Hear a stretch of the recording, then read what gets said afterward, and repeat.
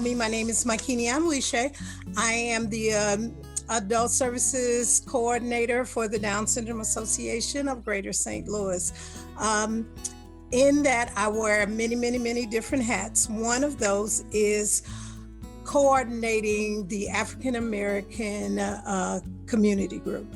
And so we've been trying to do this now for a little bit over several years, trying to get some people together. So Miss Rochelle and I have been talking, and she said, maybe we could have a speaker. And so I was like, oh, who will we have? And she sent back this wonderful lady's name. And so I looked her up on Facebook and I looked at her website and everything. And I was just like, yes. So to make a long story short, I sent her a message and she sent me a message right back. And I was just like, oh my goodness, this is such a wonderful thing. Because sometimes when you send people things on Facebook, they don't know you, they're not sending anything back. And so we actually got to talk this week, and we found that we are very much kindred spirits. So we said, yeah, this will be something good. So we're going to have an evening with Miss Meeka Caldwell. And I think it's going to be a wonderful conversation for everybody that's here. I'd just like to start off by reading her bio because I really liked it. So I'm going to introduce her. And then before she starts to talk, I would really like for everybody, if you would, just tell how you're connected to Down syndrome in general and just introduce yourself a little bit. But let me tell you a little bit about Miss Meeka. Miss Meeka is a wife. She's a mother, she's an advocate, and she's an author. And those are just a few of the titles that describe her. I would say after meeting her, she's a very wonderfully warm-spirited human being. But becoming an advocate isn't always and isn't usually something that people set out to do. We all know if we are parents and we have been advocating for our children, it wasn't an easy thing when we started doing it. It's driven by a deep passion and desire to change. As a new mother of a baby boy with Down syndrome, Meeka quickly noticed a deafening silence around the needs of Black and Brown people within the disability community. What started out as speaking up for her own child has evolved into speaking out and becoming an advocate for the entire community. One of the large gaps she recognized was the need for more literature embracing and highlighting the diverse stories of children and families with Down syndrome in the Down syndrome community. That's where the child's book, A Friend for Anian, am I pronouncing his name correct? Anian, yes ma'am. Anian was born. With her own son, Anian, as the main character, the book shows how positive community interaction during a day out with his mom fosters a greater understanding of people with disabilities. This book is fantastic, you all. And guess what? She's written a second one and she's on her third one. Yes, ma'am. I love it. I love it. She said she'll keep writing and pressing toward driving acceptance and educating to end biases and misconceptions around Down syndrome. She is also an active presence in both local and national Down syndrome organizations. Meeka lives in Upper Marlboro, Maryland with her husband, and they have 6 children. You can purchase her books, yay, on her website, brownbaby321.org, and wherever books are sold online. So look for it, you guys, because it's a wonderful book. I truly love it. So before we have Miss Meeka get started, I would just like for you guys to introduce yourselves, and because some of us know each other and some of us don't. So if you just tell us a little bit about yourself and about your child. Miss Rochelle, why don't you kick it off? Yes, ma'am. So I'm Rochelle Nichols. I am a board member of the Down Syndrome Association of Greater St. Louis. But I found out about Meeka in the Facebook group African American or Black people with children with Down syndrome. So that group is just, such a great thing. But anyways, my daughter, Sophia, is 5 and she does have Down syndrome. So that's my relation to the community. And that's what got me involved with the association and being a board member and a Zumbini instructor, all those great things. So I'm just really excited to be here. And I'm so glad that Meeka was able to do this. I'm just really excited. So I can't wait. Yes, ma'am. Thank you, Miss Rochelle. Miss Liz Hall, will you tell us something? Will you introduce yourself? Sure. My name's Liz Hall. I'm a nurse practitioner with the Down Syndrome Clinic at St. Louis Children's WashU, which I think is the best, and I'm the luckiest person to have that job. And I'm so excited to be here, and I hope I learn a lot to be able to serve our patients better.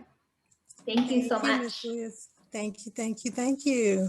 Miss Other Liz, would you please introduce yourself? Yes, hi. I'm Liz Akugo. I've been in St. Louis since December 2019. I have a 5-year-old, Castiel. He has Down syndrome. And that's pretty much it right now.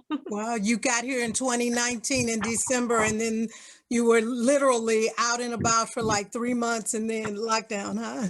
Yes, yes. Literally, we're here. It's just me and my 3 boys right now. No family, no nothing. Hopefully, we get to move back to Florida. Okay. All One right. day, one day, you know, but yeah, so it's just us here. And Down syndrome, I know I emailed, well, as far as like the program, DSAGSL, I know I don't remember who I spoke to, but I emailed them before I moved here. And so that's how I, got the program. All right. Meeka, I actually did a research like a week ago on looking for resources, for Castiel, books and everything, because I've been ordering books. And so I actually have her website saved on my homepage. So I was happy, to get the information. So yeah. Very nice. Thank you. Thank you so much. Miss Sharma, would you introduce yourself? Hi, everyone. Can you hear me okay? Yes, ma'am. I'm Sharma Banks, and I have a son. His name is Aaron, who has Down syndrome. He's 6 years old now, and that's how I'm connected. And I also, Makini, I believe I know your son. I think I've met you before. You do? Yeah. Yes. Yes, ma'am. Okay. Aaron went to a program a couple of years back with the Down Syndrome Association. Okay. So, Okay. yeah, I remember meeting you. Yes, So, ma'am. All right. Good to have you here. Good to have you here. Miss Beverly, will you introduce yourself? Hello, everyone. I'm Beverly Love. I have been with Down Syndrome Association for a number of years. My son, who has Down syndrome, is 23 years old. So we've gone through lots of phases. And tonight he is on a Zoom call. So I'm kind of just, trying to keep an eye on him and Yes, unmuting and muting. So I don't want to be a disruption to the group. Yes, But I just wanted to call and find out, listen to Meeka and just talk to the other parents. So thank you for inviting me, Yes. and I'm looking forward to the discussion. So glad that you were able to jump on. Imani, you want to say anything? Okay, I'll let Abel go. Hello, everybody. My name is Abel Awisha. I'm connected to Makini Awisha. She's also my mother, and she's did a great job on DSA. So I'm connected to her, and I am part of that too. Thank you, darling. And I'm with her. She's my sister. I know Aaron's busy, but like I said, that's our executive director, Erin Sulman, and she is so great at wanting to make sure that this African American community group gets going and gets some legs and gets moving. So she has a brother who is I think Andrew is older than Abel, so I think he's 30 something. All right, so we all know one another a little bit better. So take it away, Miss Meeka. We are here to listen to you. I really appreciate that. You all make me feel so good. Thank you. Like, I just see myself as a parent like everybody else. So thank you so much for the invitation. Thank you so much for letting me get to know all of you. This is going to be fun. like Makini said, this is just a conversation that we're having. I just tell you a little bit about me and my journey, and I'd love to hear about any stories you all have. Yeah, so of course, Meeka Caldwell. Yes, definitely author, mother, advocate, but just a little bit of how just kind of we got started, or I got started. Of course, Anaya had to be born. So he is the last that we have. We are a blended family. So when we met, I had one child, my husband had two, and then we had 3 more together, right? Yeah. So 6 kids all together, and Anaya is our youngest, and my only son. So when I had my oldest little one in 2011, like we had planned, I think we planned her, but we didn't plan anybody else. So, it just seemed like our family was growing, growing, and growing. And when Anaya came along, it was like, oh my gosh, like, okay, I didn't expect to be pregnant again. I had been a stay-at-home mom off and on, because it seems like every time I had a job, like I would have the baby, and it just wasn't working like that. So we ended up, finding out we was pregnant with Anaya. And because of my age, I think, of course, I was over 30. It was like, oh, you have to come in for your checkups and, high risk and all these types of things. And I also had fibroids. So I was on bed rest with my now 10-year-old for like 3 months until I delivered. So they were always cautious with each pregnancy. So I just thought everything was like routine, blood work routine. I think after a point, I just stopped asking what it was, because it's just you go in so many times. And I remember them saying something about Down syndrome, like the chance for it. They give you the 1 in 100,000 or 500, whatever the case is. And I never really paid attention to it. I honestly never met anyone with Down syndrome. I don't know. Sometimes you just don't know. You just don't think about it. And I remember doing the blood test and them saying, oh, we suspect, he might have Down syndrome and all these types of things. And, the only way to know is either amniocentesis. I think that was it at the time. I could just have amnio. And because I just wanted to know, I just wanted to know, I'm a planner. I just want to see what I need. I remember we went with the amnio, and I was 2 weeks at a new job when they called me on the phone and just said, test results came back, your child has Down syndrome. And I just felt like, I don't know, it was a new job. I was pregnant, the 4th child that I had. And then going for all the routine tests, and you're thinking, it's all routine. I do this all the time. I had just had all these other babies. I'm not thinking anything. I'm not thinking at all. When you have those invasive tests, you're still not thinking anything is going to be wrong, or any complications whatsoever. But I remember being at work, and I remember just thinking, oh gosh, I don't even know what this means. I was scared. I remember them saying, you have to come in tomorrow, to just come tomorrow. We have to talk about it, whatever. So I remember driving home and already telling my job, I won't be here tomorrow, complications with the baby or whatever. I think I just said I had an appointment. And I remember going into the geneticist's office and them having this picture on it's a huge wall or a screen or something, and them saying, well, he has Down syndrome, and, do you want to have an abortion? That's the first question. Do you want to abort your baby? And you're seeing your baby up on the screen. You've already seen your baby on the sonogram. You've already seen the heartbeat. You've already seen the baby kick, and you're asking me if I want to get rid of my child, before anything else. And I think at that moment, that's when the walls crashed. I remember just crying at the table. And I remember I think he was speechless, because it was just the impact of what you said versus all the things that I was thinking. I wasn't thinking that. I was thinking, okay, what do I need to buy? Do I need something special? Do I need, I don't know, a special crib? I was thinking all types of things. I was just thinking, I got to write something down, because you have to tell me how to do this. It wasn't, don't do this. You know what I mean? That wasn't in my head what they were going to tell me. And I remember looking at her puzzled, huh? And then I remember asking, but can I still breastfeed him? Like, can I still hold, like, I don't understand your question, because I have these opposite questions that has nothing to do with your question. And they were just like, oh, well, let me give you some pamphlets, because like, you still have to make a choice. And so they gave me all these pamphlets, and I was just like, nah. And we walked out of there. And I remember asking them though in there, and I tell this, like, looking for a Black family, because our, you know, our experiences are different, our communities are different. And plus, I wanted to see somebody look like me, like, that was going through the same thing. And I remember them saying, no, we don't have anybody. And I'm in the DMV, I'm near DC, you know, Maryland.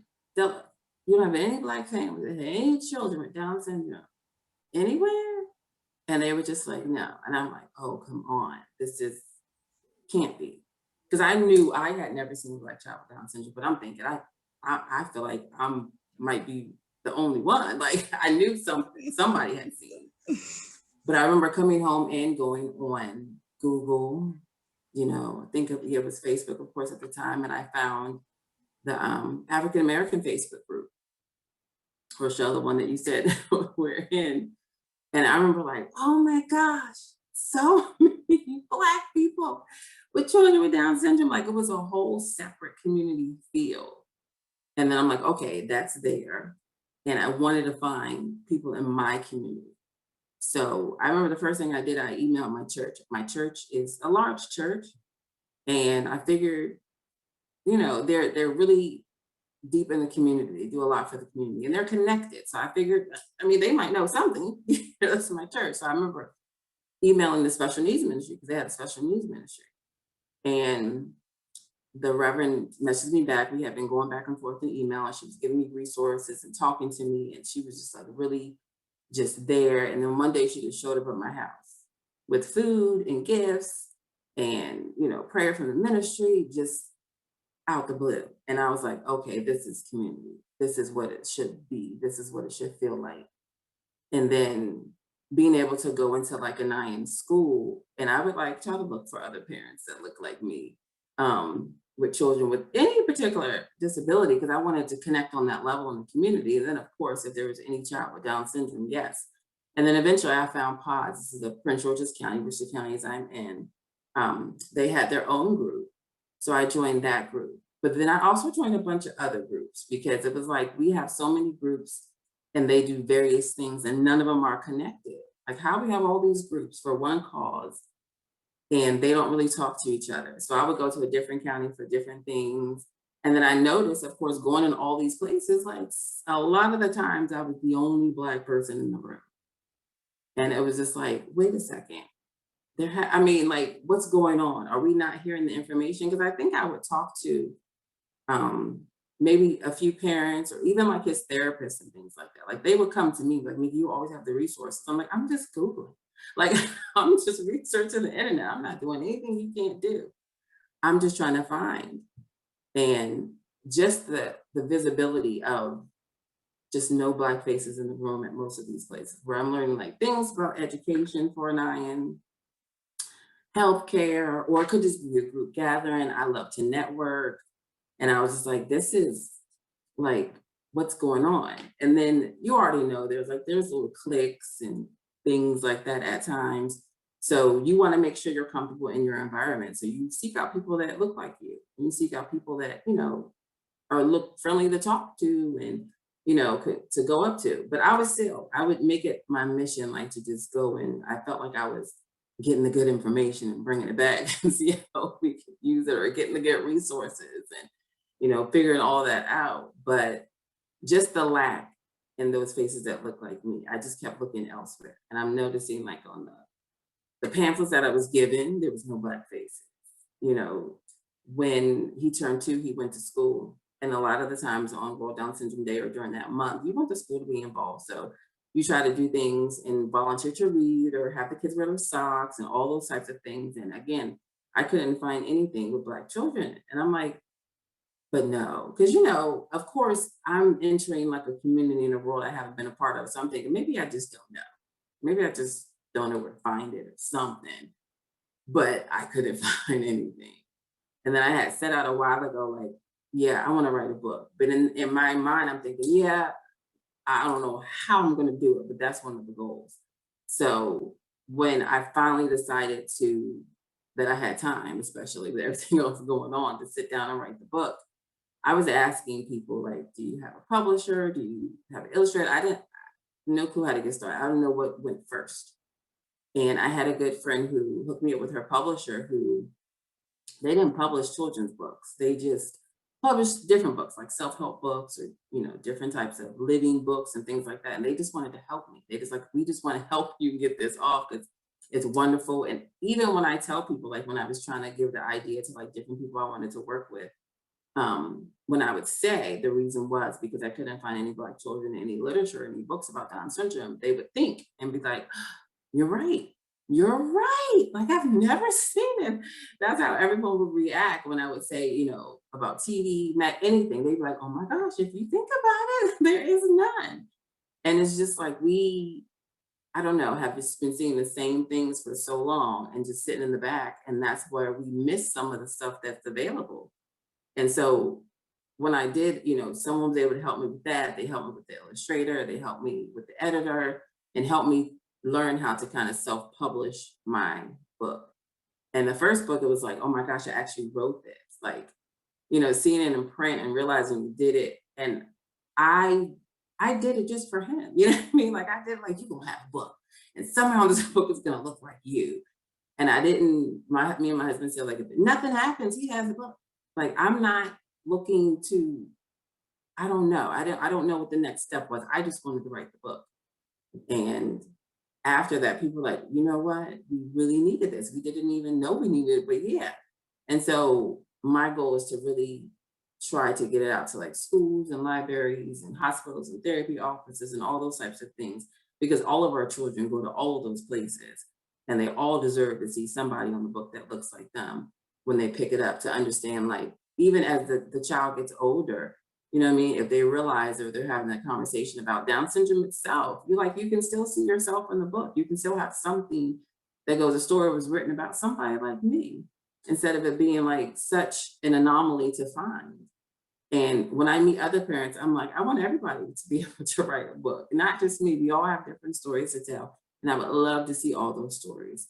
I met a mom in New York one time who, we were at an audition for Nickelodeon with the Nine. I decided to take them up there. Because again, there's those opportunities for our children too. And if I hadn't kind of talked and asked around, I would have never known about that. And it was through those networks that I found this out. And it's like, it's a lot of information there. But I met this mom and she had a limb difference. And she also was an adopted mom of 2 Black boys. And they always say like Black people don't adopt. So, and her story was unique. And she was like, I've been wanting to write a book. I was like, write a book. So I still keep in contact with her. She's an awesome model as well, but just to keep encouraging people to write your different types of stories that you have. Because we need them. Like I would love to have like a set of mine and somebody else's, and we all come together and we have these stories to tell. But I'm sure our stories in the beginning might be the same, and just some of the challenges also that we face. Because I try to be also understanding, it's like new parents who get sent to me, and sometimes it's hard to deal with. So, they're not ready to start their story or tell their story, but I understand it all. That's one of my passions that I love too, to talk to new parents when they get sent to me, or someone says, oh, you should talk to this person, because I'm just going to be there to support you, because I didn't have that. So I want to make sure that you have that. I just had like a bunch of questions, and Google's not always the funnest thing to search, because you can find lots of different stuff. And I just wanted those parents who had time to talk and just to tell me their story and to help me figure it out along the way. And Nine is about to be 7. He's not 20. I don't know what 15 looks like. I'm scared of 10. Like, I don't even know what to expect half the time. So I love networking and talking to other families and parents so we can talk about those things and, just kind of play it out together, because we're our support and we're our community. So we all have to like be involved. So that's the ways I try to be involved. But I do want to hear about like your stories and kind of any questions you have, and just how has things been so far? So we can just jump into a conversation and just relax. You know, do you think that one of the reasons why we have a hard time finding people that look like us is just because some shame, or just like, I don't know if it's something that the Black community struggles with. They just like, I got this, I don't need no help. Yeah, you know what, I've talked to parents about that especially, and I feel like it's shame, but it's such like a generational shame that's not even on them. You know what I mean? These are things that our grandparents, or, you know, because they didn't have any help, they of course would be like, oh, this is my child, because anyone else I don't trust with my child. So I think that just became a norm, and it just turned into a shame the way it happened. But like now, I don't know, I think part of it is that, and then part of it is we have so much to do as parents and families trying to understand this journey and the process. It's like sometimes you just want to be in your own zone. Like you don't want to deal with anything. You want to just try to navigate it by yourself because you think that's the best way. I don't know, but it's like somehow it's like each person meets someone else and kind of bring them into the fold. You know how when you see people, sometimes I see people like at the store and I look at their child, I'm like, I know that child has Down syndrome. And you just went one night, like, hi, how are you? And I just start a conversation. And be like, did you know about this group? Come on. And so I try to keep in touch with them. But that's what we have to do, like to show that familiar, comfortable face. You know what I mean? Just to help somebody else along.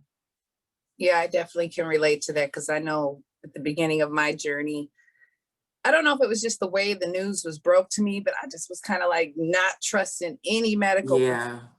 I was just like, y'all don't have the best interest for my child, because straight up, you told me that she didn't deserve to live, in my opinion. So I just was like, don't refer me to nothing. Don't call me and ask me nothing. So I was like you, I was on Google, and I slowly eased my foot in by just, you know, hearing about different early interventions that were going on in our state and stuff. And I wanted somebody else's opinion that had a child with Down syndrome. So that's how I reached out to the Down Syndrome Association, because I just wanted to know if they thought that this, you know, First Steps program that Missouri offers was a good idea. And they were like, of course. And, you know, they came to the house and, you know, it was like, congratulations and gifts and, you know, all these kind of things. But still, I was like, you know, even with that, I was just kind of like, I don't really know. I don't really know, but I appreciate it, you know. And I don't know, I just finally realized after doing it myself for so long that you really do need people that have been through it, because there's not like a roadmap that tells you, okay, so this is what you need to do next. And then when this happens, this is what you need to do. And then when you're dealing with IEPs, you need to have an advocate, you need to have, you know what I'm saying, all these things. And it's like, I kind of feel like I missed out a little bit because I was so suspicious, but you know, I'm here now. So, but I just, my hope would be that one day we could just, like you said, have something in those offices that they could hand somebody to show them someone that looks like them, so they can talk to them about, you know, their questions, because you just don't really feel like anybody was, you know, on your team. I mean, like there was times that, you know, we were at like ultrasounds and they were like, yeah, so for sure. And the doctor was like, this is what really made me mad, because he was like, are we wrong about these things? I was like, okay. I couldn't even handle my emotions. I was crying. My husband's standing up like, let's go. And he's over here looking at him like we're in an abusive situation, because he was so angry with him talking about, you know, it's like, you're not God. You don't, I mean, I don't know, that whole situation. Mine always makes me cry. Always. You know what? But it's like, how many, I don't know about you all, but it's like, how many doctors have you fired? I fired a couple of doctors now. You know, it's up for me to choose them. And I've had a doctor, Anayan's first pediatrician, when I brought Anayan back to the office for the regular check, you know, regular checkup, you come back, I don't know, it was 2 days or whatever. He already had his diagnosis anyway. And I brought him back and he did his exam and he said, oh, you know, he's a, what do you call him? He's a mongoloid. And he wrote mongoloid on the board.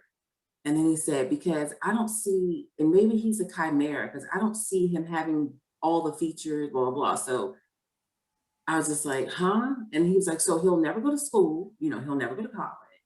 And then when he talks, he'll talk like this. And he did some mocking of, you know, a person with Down syndrome talking. And I sat there and I was just like, all right, I'm done. So I just walked out, scrubbed baby, walked out, went to the front desk, asked for my records, and told them, you know, you can mail it to my house. I'm not paying for a darn copy of one page, and I'm out. And they never heard from me. And all my kids went there. And I'm just sitting there like, medical professionals. I have dealt with so many, not even with Anayan only, but pretty much all of my children. So I have like this little trust in the medical community at times, doctors. And especially I noticed too, doctors have biases, definite biases with their patients. They have prejudice with their patients. Like I went to a doctor's office one time and I had all my babies with me. And I remember going up to the front desk and the person immediately saying, oh, we don't take medical assistants. And I'm sitting there and I'm like, nobody else is here. So she must be talking to me. And I'm like, I have Blue Cross Blue Shield. But even if I did, like you didn't even get my name. I could have just been stopping for a drink of water. You don't even know if I'm coming in here for an appointment.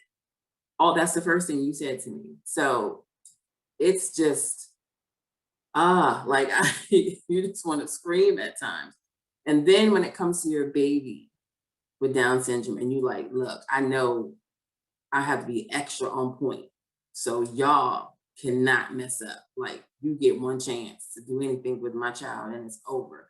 Because this is an extra special one. I can't risk you not knowing what you're doing or not valuing me. We got to get this right the first time. So I'm still searching for like good doctors too. And I feel like that's an ongoing thing. Like, I don't know anybody who's had like the perfect set of doctors. Like, oh, I've been with this doctor since birth. Like I had issues with everybody. When Abel was little, she was before potty training. And we went to the doctor, and this is a pediatrician that had been my pediatrician and my husband's pediatrician. So, you know, we going in.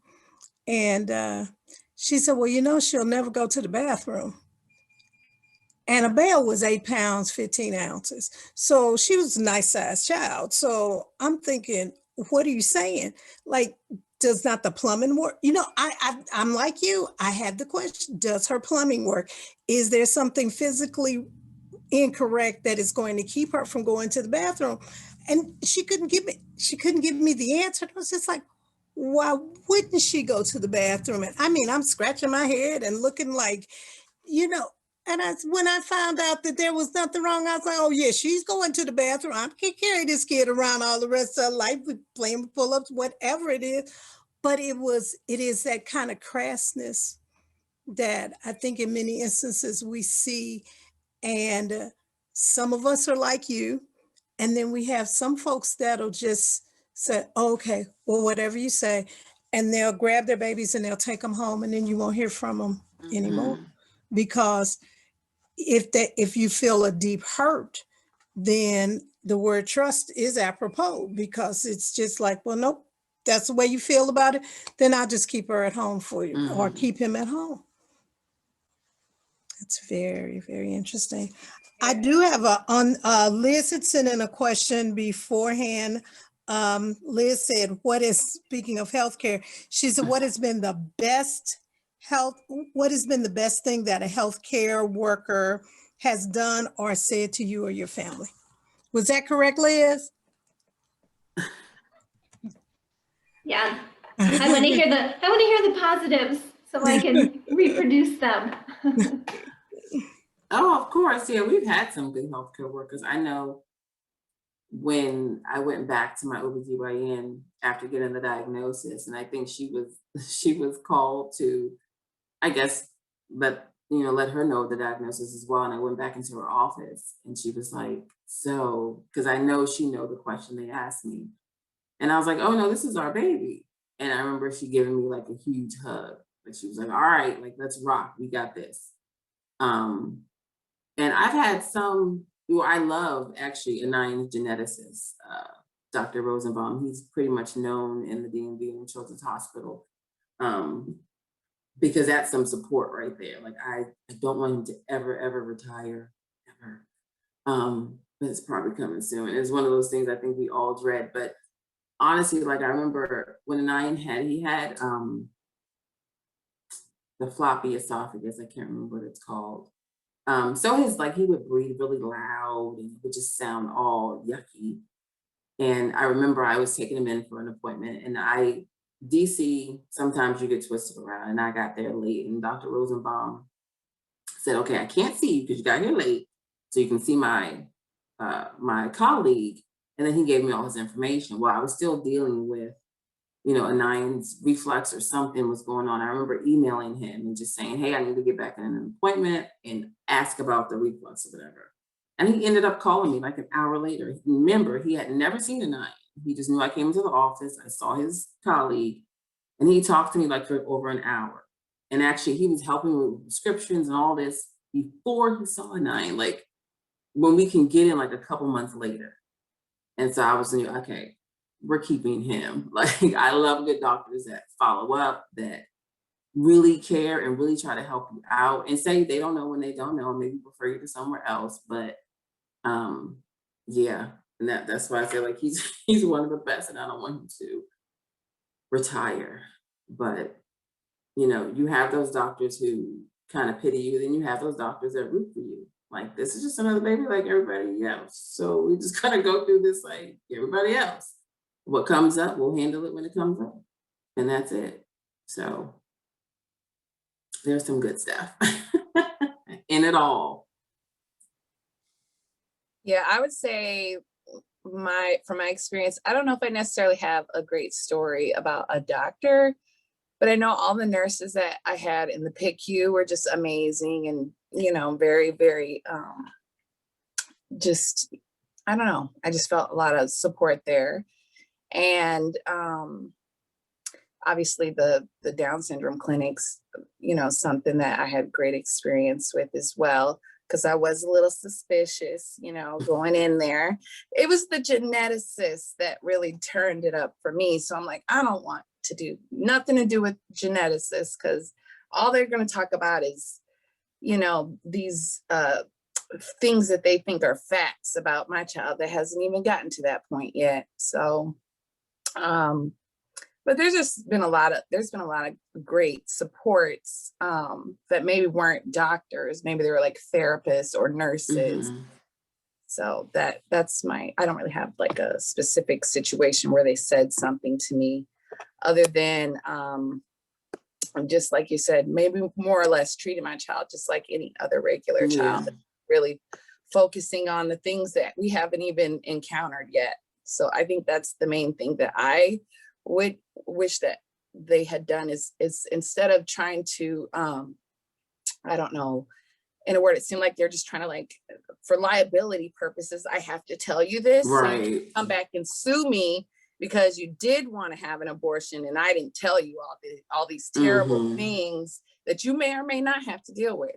So it just felt like they were more like covering themselves than really just like caring for my child or me as a person.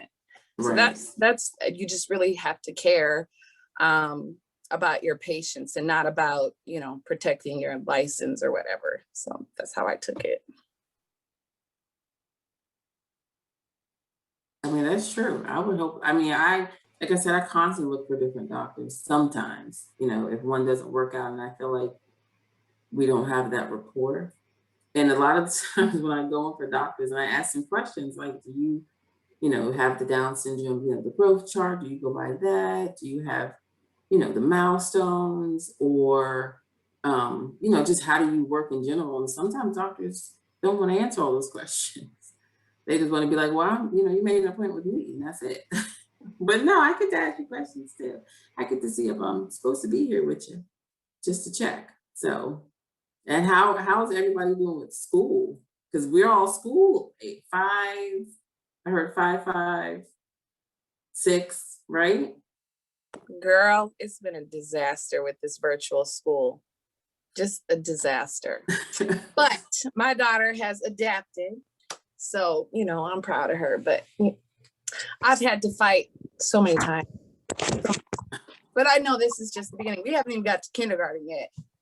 We getting into that right now, all those evaluations and things that we have to go through. So yeah, it's been very emotional. Yeah. Yeah. Was Liz gonna? Yeah. Take a quick break. So I'm listening to everything that everyone is saying. And my story is kind of like yours, Miss Meeka, as far as, you know, when I found out that Castiel was going to have Down syndrome when he was still in the womb. I was married, actually still married. We're just getting a divorce, but his response was, this, you know, he wanted me to abort him. So I went through all that phases or whatever. When Castiel was born, I was in Florida, Pensacola, Florida. When he was 7, 8 months, we moved to Arizona. In my hometown, they really didn't have a lot about Down syndrome. They still don't. So when I moved to Arizona, they had a lot more stuff about Down syndrome. So I learned a lot. That Phoenix Children's Hospital had a clinic there. They had some doctors and everything, and they did a lot for him while he was there. And then we went from Arizona. We moved to St. Louis when he was like 3 years old. So, and of course, before I move anywhere, I always, find the doctors, the therapists, everything. So it's been a challenge with some of the doctors, but I pretty much try to stay on top of everything. Pretty much feel like I'm going through all this by myself right now, which I am. And even with the school, he's in Parkway School District, special school district, which is, supposed to be one of the best ones, been facing some challenges with some of them. So he is getting private therapies, but now, he's getting the therapies in the school, but now I'm actually having to pay for private therapy just to make sure he's getting exactly what he needs. So it's been a struggle for him to keep certain things in the school. And he's only in pre-K. He's missed out on a lot because of the virtual. He had 5 surgeries last year, but he is doing well, so all of this is still new to me. But hopefully this, can help me as I go this journey with him. Yeah, because you have a whole network like right here. Yeah. Like right here. Yeah, like, but I'm still kind of uncomfortable a lot, because like I said, it's just, I don't know. I've reached out to people. I've been disappointed in some instances, real private, culture-wise, very private. His father is very, very, very private. And that's why I really don't reach out, a lot, because I get that, that negativity back from him. Because he doesn't understand a lot because he is from, Nigeria, another country. So that cultural barrier, causes issues. I have to reach out. We need help. I need resources for him, especially now that it's just, me and the boys alone. And so that struggle in itself is challenging, so hopefully, like I said, hopefully this is a door opening, and I'll get comfortable. I will, so. But look, this is the first step. So I'm just gonna go from there. Yes, this is the first step. And just, if you ever, if you ever want to reach out, I'm good for a quick text to be like, good morning, happy Tuesday. Just to get you going. But and once we all get fully vaccinated, we can be babysitters. I can have another grandchild. My so daughter you ain't saying nothing but a word. Okay, nothing but a word. I'm telling you very seriously. Whatever you need, honestly. We are, and I know I'm speaking for everybody here, but I'm just gonna say it. We are here for you. Yes, ma'am. So you just let us know what you need, and what we can't get, we can find somebody that can get it for you. Yes, ma'am. Yes. All right, thank you. Okay, Yeah, like I ain't just the supposed to be power crying of- tonight. go I ahead. gotta put my makeup on. I was gonna say to Liz, I'm actually in Parkway as well. Well, my son's in Parkway as well. He's in kindergarten, but maybe we can connect. He go to the preschool there, and he does get services with special school districts. So, and I used to work in Parkway too. So, I guess I wanted to say I can relate to, especially what Rochelle said about the kind of not trusting the medical professionals at first. And I think it came from my when I was pregnant and found out that it was a high probability of Aaron having Down syndrome. But when I was referred to like more like a team of specialists, you know, all those extra appointments going to during my pregnancy, I didn't get the amniocentesis. I decided I didn't want to do that. So I just, you know, we just prayed and believed everything was going to be okay, no matter if he had Down syndrome or not. But I didn't appreciate people telling me how things were gonna be. Like you can't predict like how my child's gonna be. And even now, like I still, and I'm sure all of you can relate. Like I still feel like I fight against kind of those generalizations of how things are gonna be or how my child is when.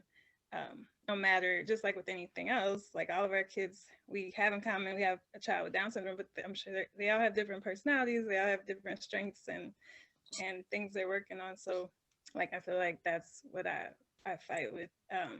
And I work, like when you're talking about educate, like I work in education, and I used to be a school counselor, and I feel like I was always advocating for like all kids anyway. But so now I have a kid that I have a child that I really feel like I have to like advocate for, but it's working out. Like the school year we started virtual, and now he's in person. And at first when he went in person, it was a struggle. Like we still have struggles, but we're getting through them. I feel like I've seen growth, I'll put it that way.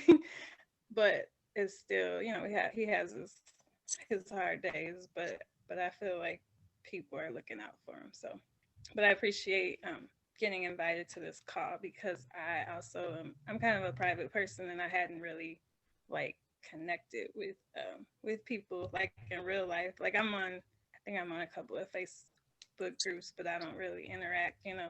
So so I appreciate, you know, having this, being able to connect here.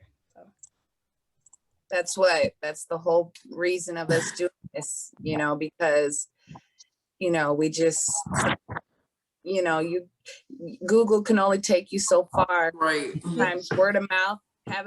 What I learned in this virtual environment is that I can't depend on the school. I have to create my own village for my child. I've got to have my own therapists that I'm going to have to pay for.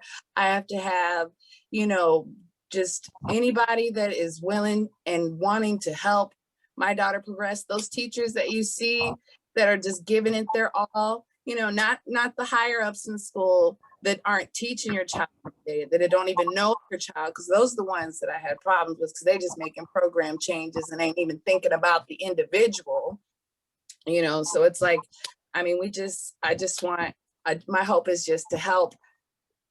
If we could just have a roadmap, that would be amazing. But I mean, you know, that's a lot of work. But I would love that, to just help eliminate some of those Google searches and already have it, like your own little Bible about, you know, what to do. And that's, I mean, you know, that's an idea that my husband has had for a while, because that's like, the information is never where you can get it. Like you can't get the information. Like it was one thing, like when he was born at the hospital, I remember the social worker came and they were like, oh, do you need information? And I just said to them like, oh, I know we have infants and toddlers and something else. And she was like, oh, okay, well, you have all the information. Like, that's it. Like, what else is there?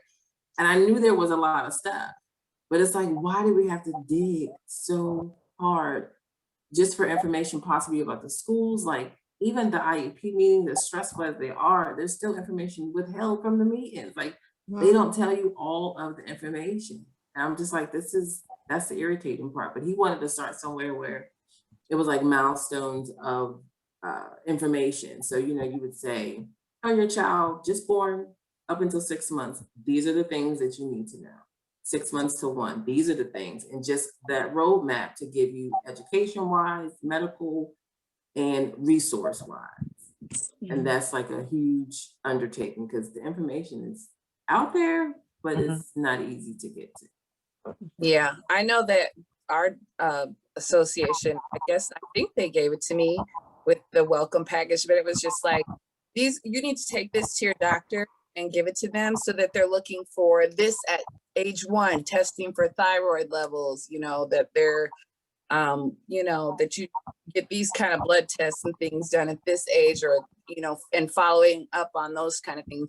And it was, you know, at first my husband was kind of like, he did not want to go to work. And my mom was like, you need to get a social worker. He's like, I'm not getting a social worker. Okay, sorry. I guess he thought they could like take your child from you if they don't like or whatever. I mean, if we want to deny certain things, like they could be like, well, that's neglect. But it's like, really, it's more like distrust, to be honest with you. So that's why I had to stumble through it myself, because he wasn't wanting to really go with an agency that didn't really know exactly what it would do, you know. So yeah, I would love to have something that just, and then the sad part is we could talk about what you have in your city, and it's totally different in my city or my county, you know, Your or my school state, district. See, I'm in Hazelwood School District, and you know, when they tried to go back, they were like, oh, well, your daughter has to go to a whole new school, all new teachers, all new therapists. And I was like, what?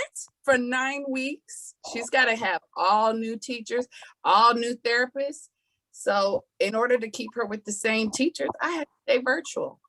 So I had to make a decision. What's more important, in-person school, or her having that consistent person that's pushing her and we're seeing progress? So I had to stick with what I felt was in her best interest. But that, yeah, see, that's another thing though. Like with the school system, since there's so much to know,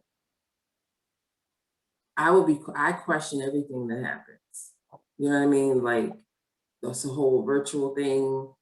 And I learned to, like, I would ask other parents and give that scenario. I might post on the page and give a scenario about school and see what everyone else says. But recently I had called, I think it was like the Disability Law Center or the Disability something. I think it was for the state, but every state might have it. I don't know. But these are lawyers pretty much like willing and ready to answer your questions on like the state law and stuff like that, just as like a conversation. There's no charge.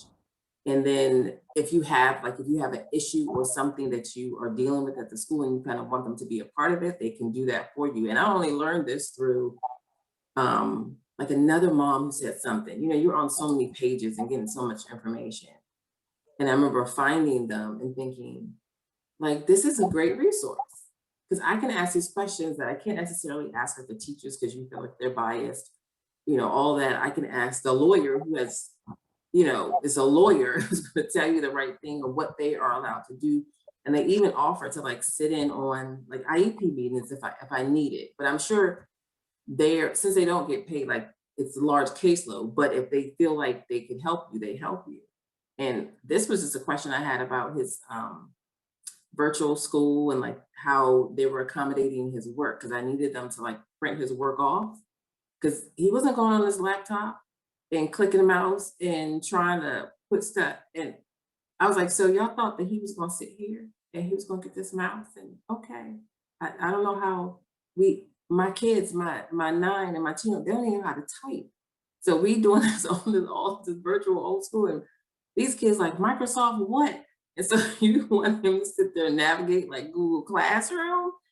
No. And I got 3 kids to teach and I'm trying to figure it out because I'm at work on these things, but I don't really pay attention to them like that. I send an email and get an email. I don't do nothing else. And I was just like, see, so I had them print off his work and modify it because he can't follow the same things in Google Classroom. But those were the questions that I asked, like the disability law center. I think I'm saying the name wrong, but I'll figure it out for y'all. And they were like, okay, tell us the situation. What was they doing? I mean, they were really just helpful. And so those are the types of resources, Rochelle, like we need immediately. Like these are the places in your state and your county you can call for whatever. Like that needs to be compiled. Like but that's so much information. It's like we need a group project just to put that together. And then it might change. So that's the hardest part. So you don't even have like a central number to call. It's the weirdest thing. And then when I hear about services like in other countries, I'm like, y'all, not for Down syndrome, but just different medical issues and how, other countries just have a different streamlined process. It's just like, we are just so bulky over here trying to figure out the referrals and this and that and the other. And then our children have to see all these specialists when they're born, which for me, I think I took them, but I didn't really know, like, should I be taking them to this? Like, I don't know. Everything is just thrown at you. And it says, see a cardiologist, see the, ENT, you got to see the thyroid doctor, you got to see, and you're like, okay.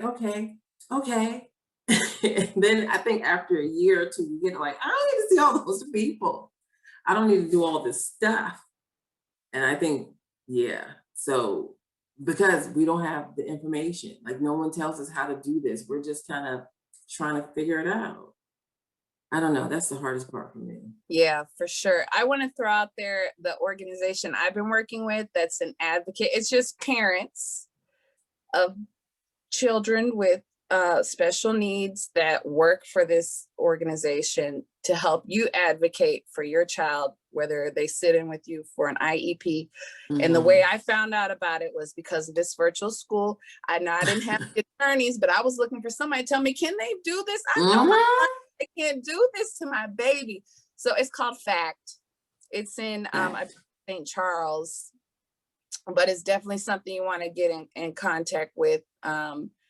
It's been invaluable for me. She sat in with me. She was taking notes. And believe me, when you have an advocate or anybody that sits on an IEP with you, they act different. Yeah, they do. They do. And ask for it to be recorded. Every time I get it, I have it recorded. And it's a whole nother take when, they record it. But I think, you duly noted. Yeah. Yeah, when you ask for a recorded, it's a time frame that you have to ask them before you get your IEP. It's on something, but I can't remember what it was. But when you record it, they record it. So they're not gonna just let you record it. So they bring in their recorder too. But yeah, it's different. But it's sad that we have to do all that instead of it just being straightforward. Yes. And I think you said it was called FACT. Yeah, like FACT. Because, every state is supposed to have, like in our state, it's called Parents Place of Maryland. And I think every state is supposed to have something like that. That's my parent support partner. It might be because every state is called something different. But again, I didn't learn about our Parents Place until maybe was 4. It's just like, yeah, it's my so daughter's hard. 5, so. Yeah. When them IEPs start to come out, then you be like, hold on now. Because at first you're just dealing with doctors and you can switch that. It's a little bit harder to move up and move to a new school district. And believe me, I've thought plenty about doing that too. Like, y'all ain't gonna get another $1 from me. I don't know. How is your school district?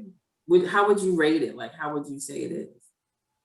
Oh, really? Terrible. Okay. No, I love the teachers. Okay. Okay. And I did appreciate the superintendent because when I had to have the meeting about my daughter and them trying to take her to a whole nother school for 9 weeks. And I was like, oh, I'm gonna have my advocate on the meeting. Okay. And she's like, we're gonna take notes. And I got my supervisor on call. We gonna any questions that come up or something they say that ain't right. We're gonna research it. We don't know the answer. We're gonna come back. They don't have to make it right. And so when I had my advocate on there, then she gonna bring the superintendent on there. But she didn't know that or maybe she did, that the superintendent also has a child with special needs. And he was like, oh no, we can't do this. We have to make this right. So I was like, okay, thank you. And it made me cry because I felt like I had somebody that understood what you're trying to accomplish here. I'm not trying to be a difficult parent, but y'all not gonna do this to my child for sure. So I set the tone. And there was somebody, I think the girl from Fact, she sent me an email from another mother that she was talking about IEPs and things like that. I still have the email and I would love to share it with you guys to listen to in on this conversation that she had. But she was basically just like, you have to set the tone and creating your own village for your child. You can't depend on the school system.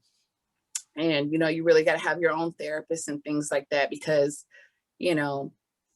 it's all about your child. And, you can't depend on the school system. This is their job. When they go home, they're not thinking about that. Or maybe some are. Some people, it's more than just a job for them. But, some people, when they clock out, they really clock out. So yeah, I can't clock out.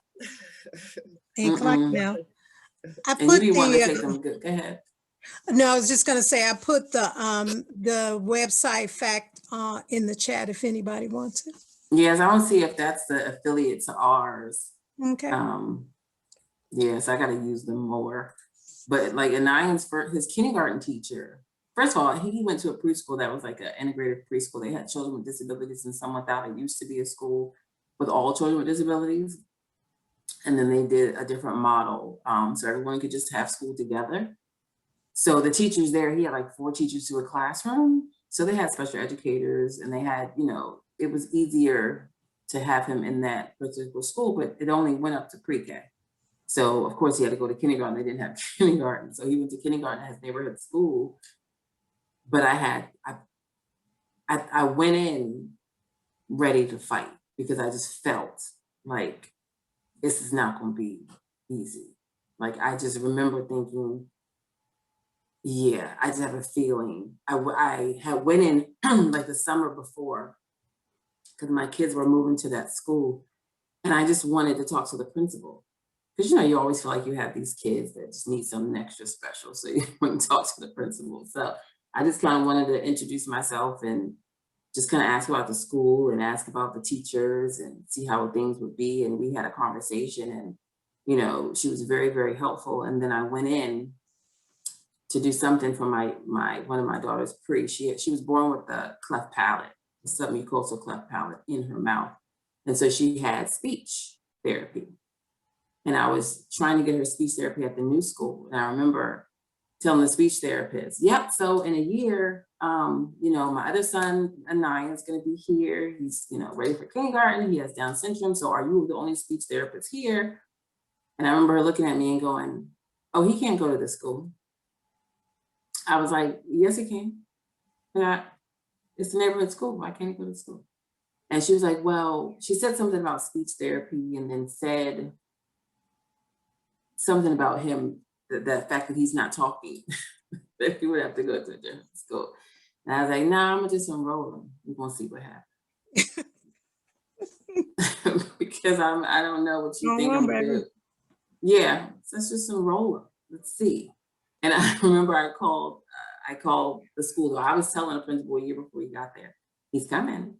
Just let you know, he'll be there. Kindergarten years this year.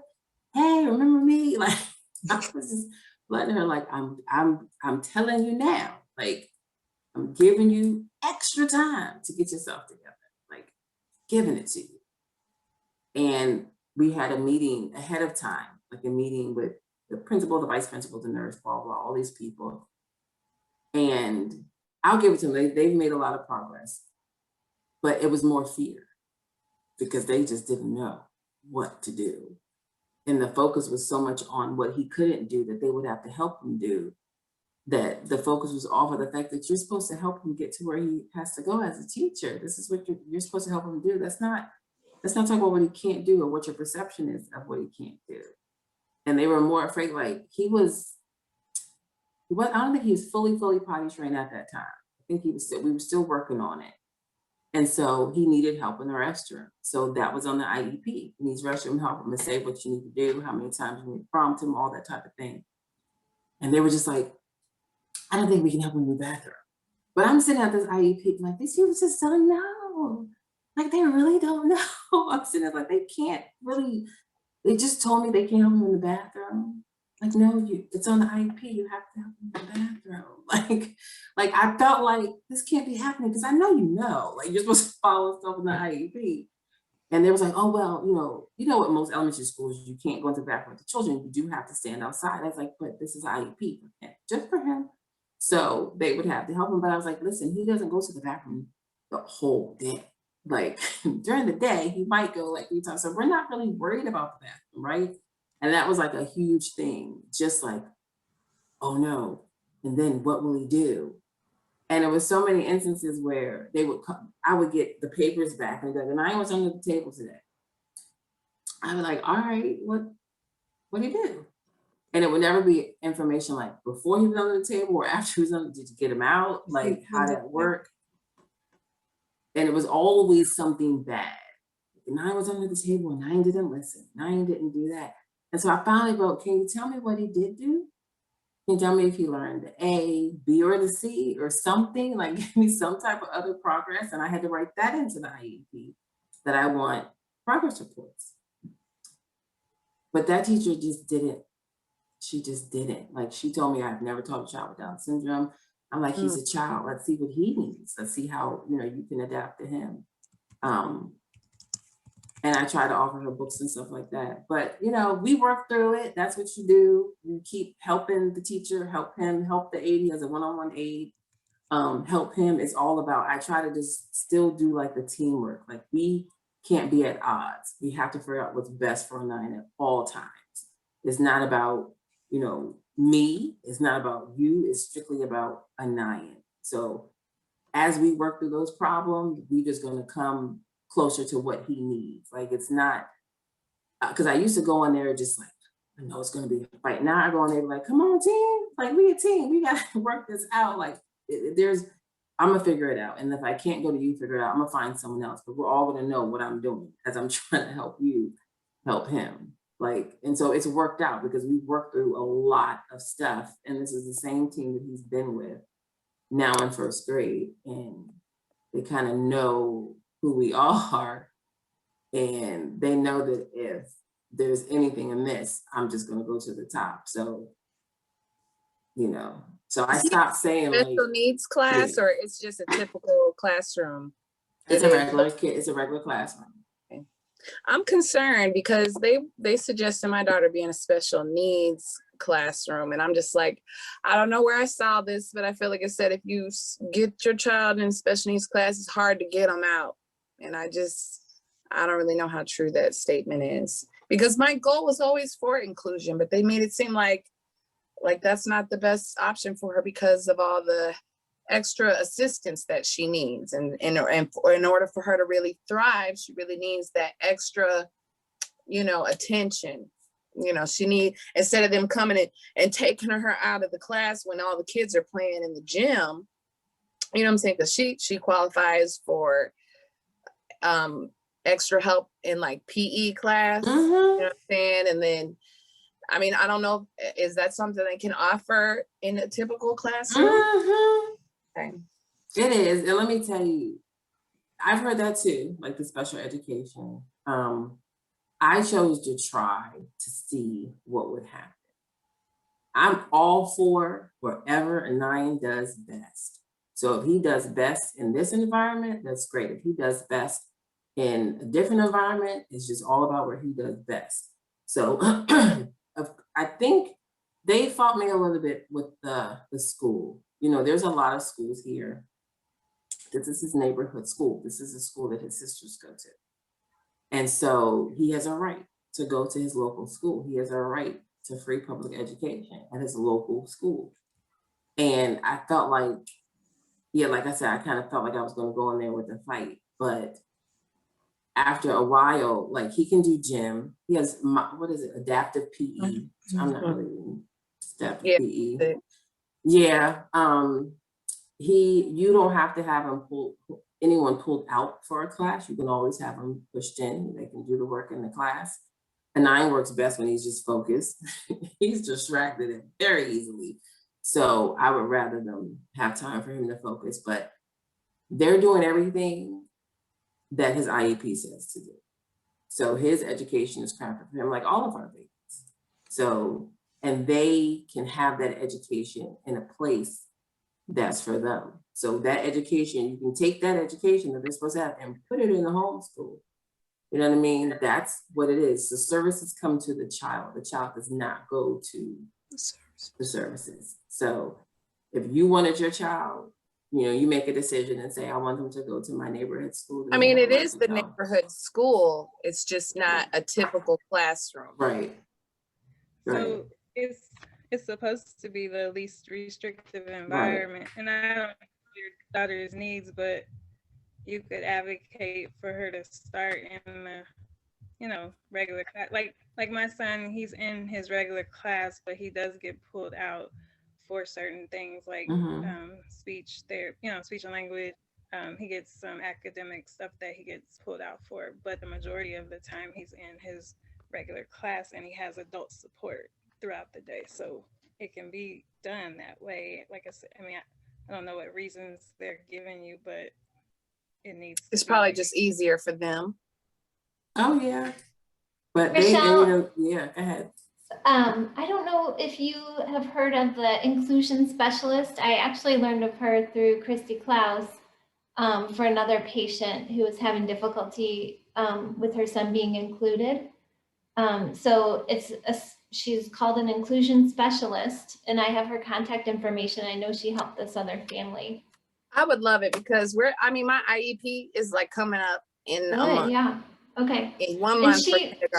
I think she might be able to help you decide, you know, is maybe special education is the best place for him if he or her, if she has trouble focusing or things like that. So, you know, she's the specialist.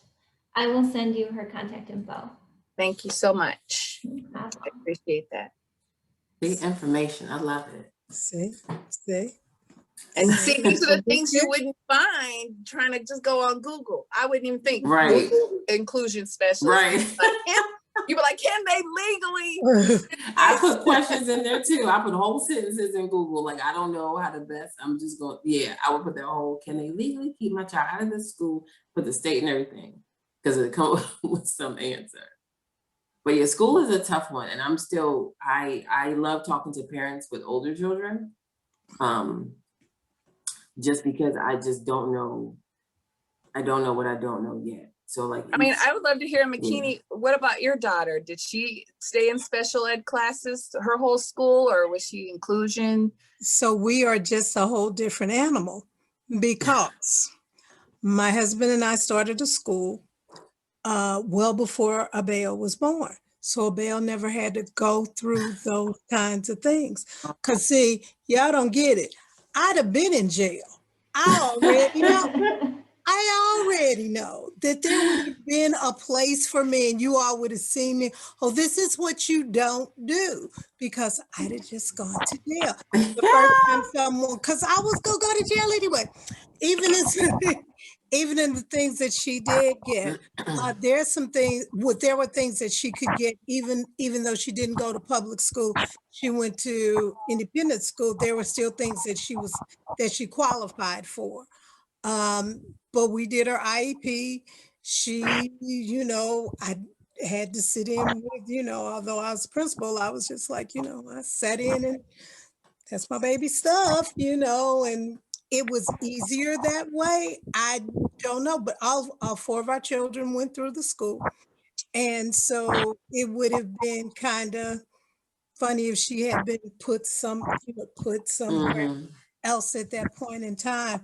I do know one thing that we did really struggle with was because she's a baby and all 3 of her siblings had gone to college. And from the time she was little, she always knew about college, because when she was 3 or 4, we're packing up, taking the oldest boy, he's going to college. Then middle boy went to college, and then her sister, her best friend, went to college. So it was just like, I want to go to college. It was just like, ooh, how does that happen? You know, you start thinking like, okay, no, we started a school, do we have to start a college? You know, you just begin to think all these different things because why is it that she should not be allowed to have that same experience that everybody else did? And how do you tell her, well, oh, you can do and you've been telling her all her life, there isn't anything that you can't do, you know, but then suddenly, well, I'm graduated from high school. What do we do now? So we saw some programs that were in the city and they had the word college in them, like College for Life and those kind of things. But then we went to one of the NDSS's conferences, and there were maybe about 10 colleges that were there that had started programs for people with special needs. And so I started getting all of their emails and any kind of mail that they were getting. And so finally, University of Missouri St. Louis started a program called the Succeed Program. And she was one of the first cohorts in the program. She lived away from home for a whole 9 months, which was literally like, you know, I could get there in my sleep in 10 minutes if we needed to. Dad could get there if he needed to in 5, because he knew I'd drive down Natural Bridge really, really fast, you know. They knew us very well. And we tried to be good parents. We tried not to go up there every day.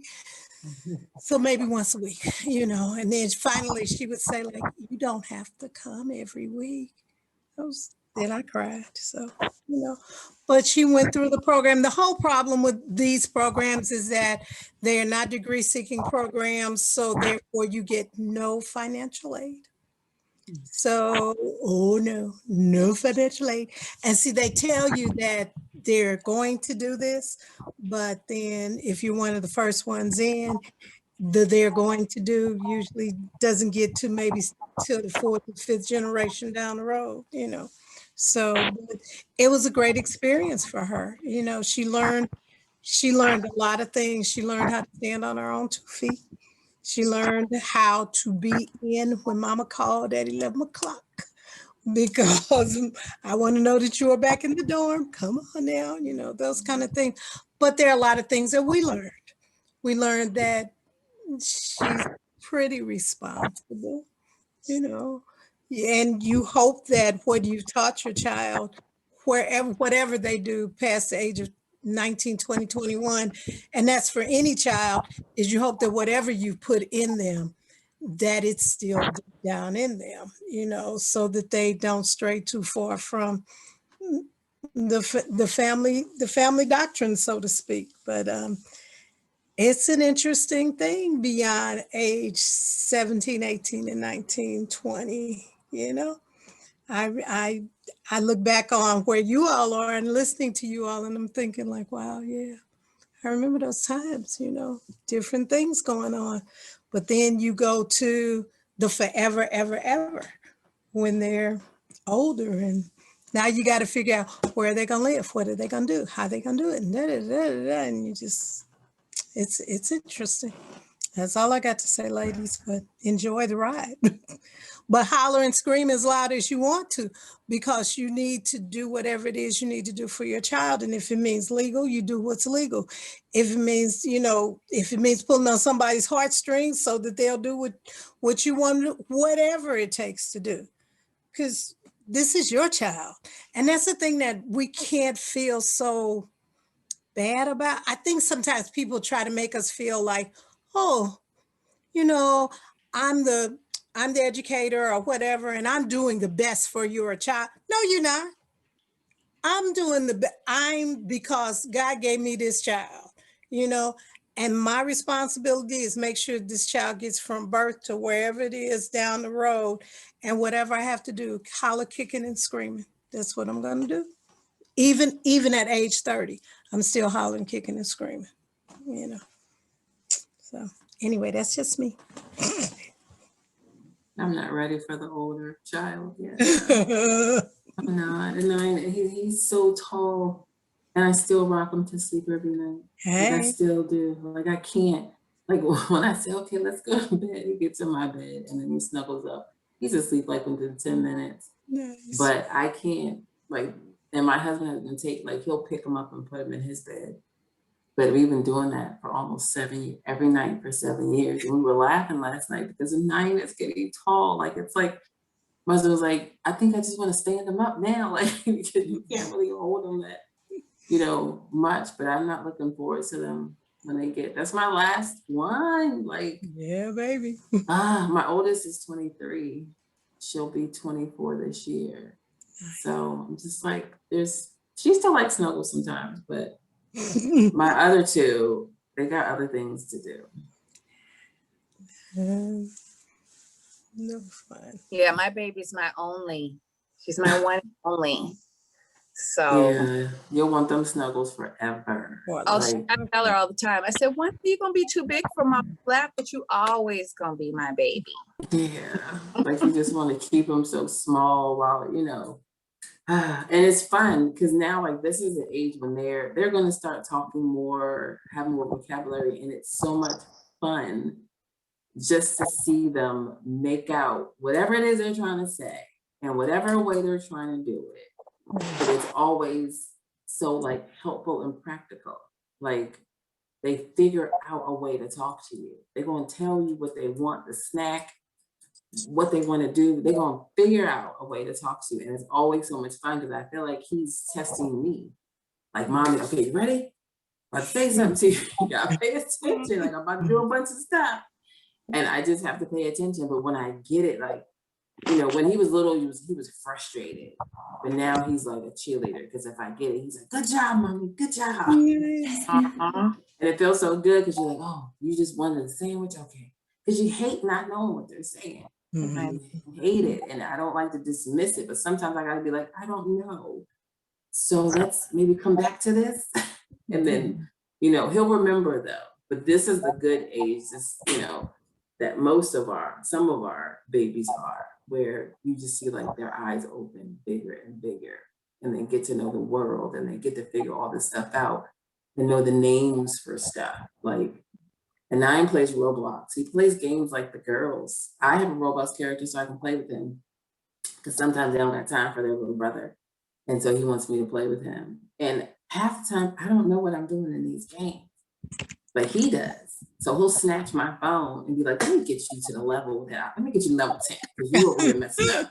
So, and he'll get me there. Or if I take his and play with his game, if I lose, he's hot because I done lost whatever thing it is. And so, but the thing is, when you see our children honing on something that they love to do, they know how to do that thing to the end. You're taking my phone, you go and you logging me into Roblox. First of all, you find a Roblox on my phone, you logging me in, you put my character, you changing my character's hair, clothes, all that. We build it in the house, driving a car. I can be okay, where the sandwich shop at? And this is in this game, and we're getting in the car, going to the sandwich shop. I'm like, okay, you need to focus like this in school. They need to make a Roblox game for school.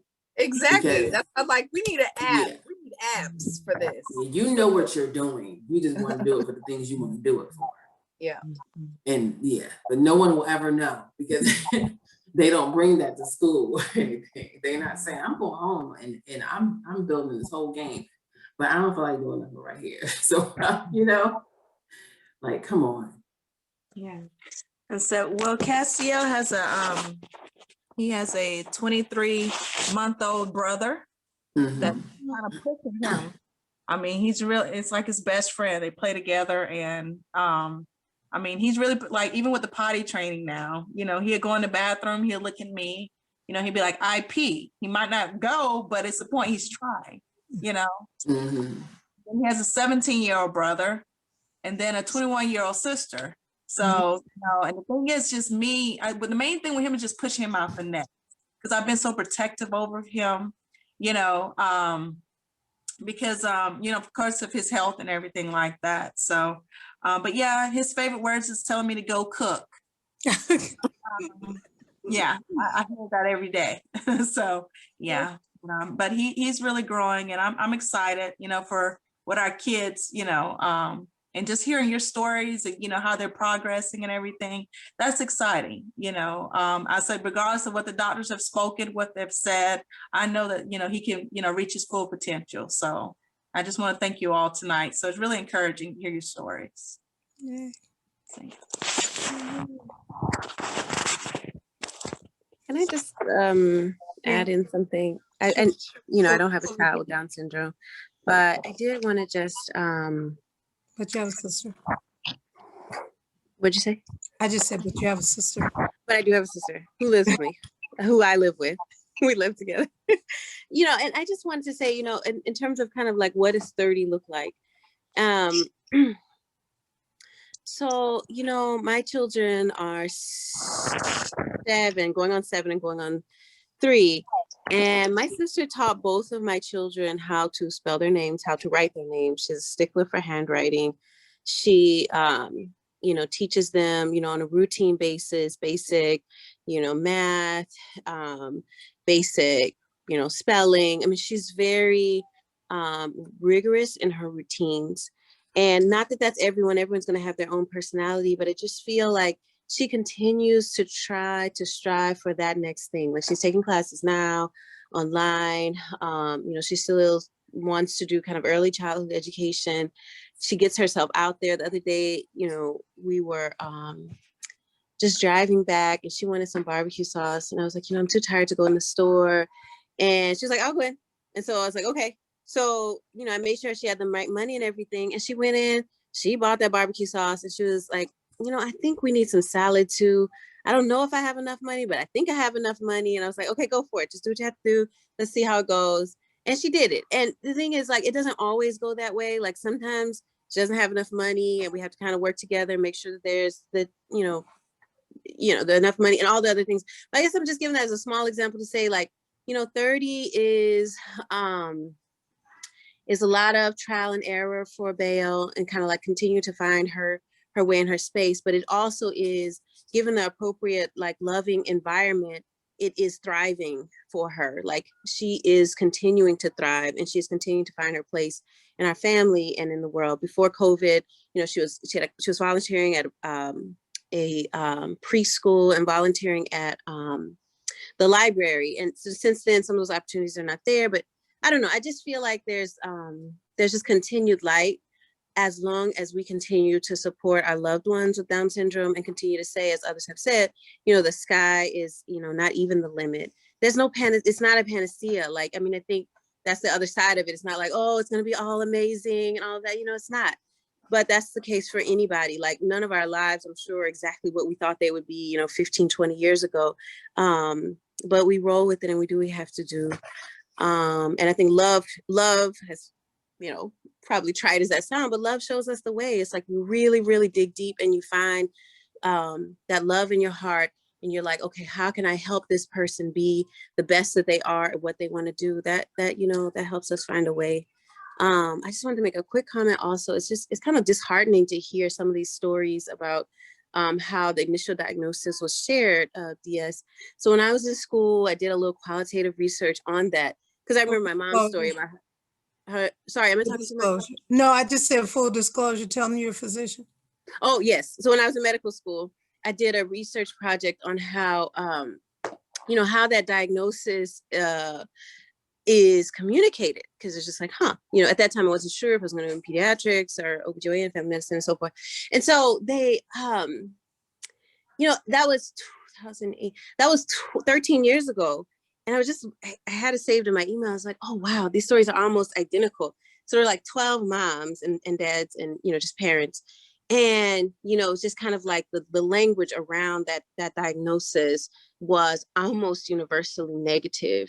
And yeah, it's just kind of disheartening to hear that that's still, you know, that's still happening. We did a lot of education, you know, at that time as medical students. We had a lot of education around kind of how to, you know, use different words and try to be a little bit more neutral, just say the facts, provide support and all of that. But, you know, and I know also colleagues of mine who also will just kind of give that diagnosis in a very, you know, flippant way, or, you know, offer, you know, alternatives that they wouldn't say, you know, if your child had, you know, some other prenatal diagnosis. So anyway, I think that's all I wanted to say. I think there's one other thing. I can't remember, but thank you everyone for allowing me to kind of be a part of the call, and thanks Mom for the invitation. You getting old, girl. Can't remember stuff. Glad you were here. Glad you were here. Ms. Sharma, do you have anything you want to say? I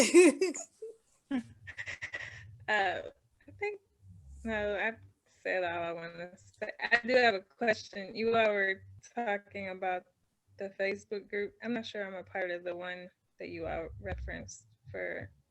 Can you tell me what the name of it is so I can try to find it? Oh, you got it up good. Okay, thank you. Wait, You're muted, you're Rochelle. muted. Sorry, I forgot I was on mute. African American and or Black people who have children with Down syndrome. But there's more than just that one. Mm-hmm. You know, That's my favorite one though. yeah, it is my favorite one too. The Diagnosis Network has, you know, they have all kinds of like subgroups. They could be based on the age your child is, or if they have a dual diagnosis. I mean, they have tons of subgroups, but that was the first one I found. And that my reaction was just like Meeka's. I was like, I've never seen a Black person with Down syndrome. And then you're seeing thousands.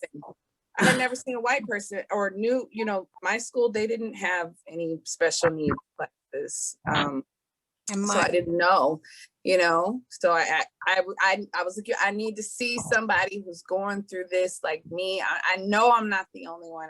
And there's thousands of people in there, and people in Africa. There's people in Nigeria. Yep. There's people all over the world. That's right. Like, that's why we need a family reunion. Yes, I follow the on Facebook. I follow the Down Syndrome Association of South Africa because my son-in-law's from South Africa and the Bale's going to South Africa soon. So I need to know before I get there, you know, what's the climate, what's going to be going on. But when you said, when people always say they had not seen anybody with Down syndrome, I always tell people I had not met another girl who had Down syndrome until Bale was 19 years old. And I kid you not, 19. It was 19, wasn't he, Money? Yeah, 19, because it was after she had joined High Five. So yeah, in the city of St. Louis. So you're thinking, she wasn't sheltered. It wasn't like she never went anywhere. It was, and we just happened upon her. So that's very interesting. Yeah, like I can't do it. Yeah. You know, makes me ask the question, why don't we see you know, why don't we see, you know, Black kids? And I think a lot, because just listen to you all now. And you know, my husband, who's getting ready to be my ex-husband, it's like a shame for him to have a child with special needs, you know? And so for you to say, actually, there's kids in Africa, South Africa that have Down syndrome. I've never heard that before. This is the first time I ever heard you all even speak that, because it's a shame for them. I mean, even the first time he heard it, he was like, no, that would never happen to me. You know, God would never do that to me, you know? And that's what he said. And so, I mean, and to me, it's like a shame thing because a child has Down syndrome. And then especially when I tell people, oh, you know, my son's Down syndrome. Oh, well, I'm sorry. I was like, well, what are you sorry for? Sorry about. I mean, what are you sorry about? He's a regular kid, you know, he's a little bit development delayed, but I mean, what are you sorry for? You know, all of our kids have something, even if they're normal, they're all got something going on with them, you know. I got something. I was gonna say, I got something. Social media, I mean, I have more issues with my 21-year-old than I've had with, you know. So I'm like, really? What is there sorry for? You know? And again, you know, with my background, I mean, I used to be a police officer. I was a police officer for 6.5 years. So I've seen a lot. I've experienced a lot, you know.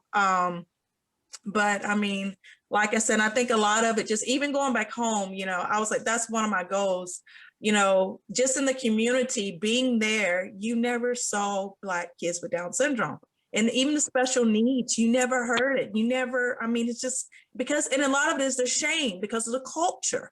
you know? And I was like, so it's wonderful what you're doing, Meeka. I mean, it really is in your books. I love them. Okay. So, Thank you. yeah, you know, just, you know, getting it out there and letting them know that, hey, there's nothing wrong with my child. God blessed him, you know, for a reason. For me, I feel privileged to have him, you know, because he's amazing, you know? So yeah, anyway, I'm done preaching. All of our kids are so amazing.